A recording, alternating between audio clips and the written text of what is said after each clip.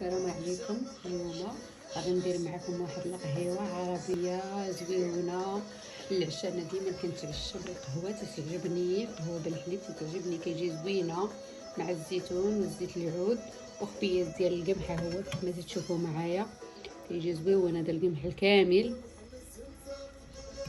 وهذا زيتون.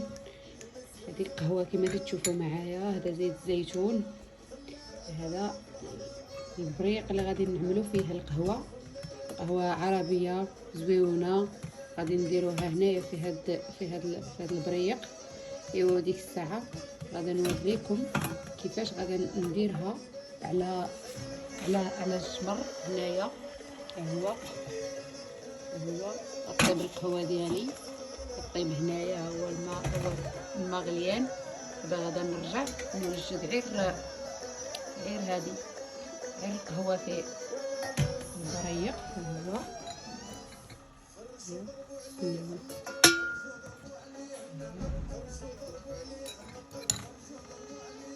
تجي قهوه زويونه عربيه.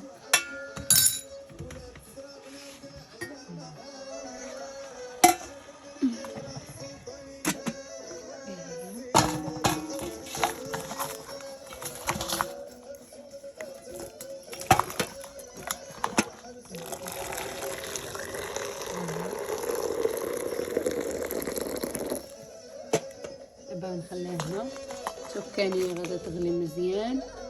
ديك الساعه باش غادا نزيد الحليب نخليها تغلي مزيان القهوه. ايوا ديك الساعه نرجعوا نتلاقاو كيفاش وجدت معكم القهوه ديالنا. ها هي كيفما شفتوا معايا، ها هي القهوه ديالنا وجدات.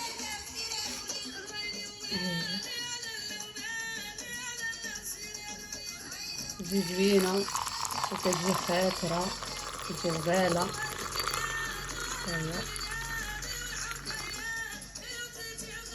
وهنا كنعاود كنردها هنايا باش تبقى سخونه.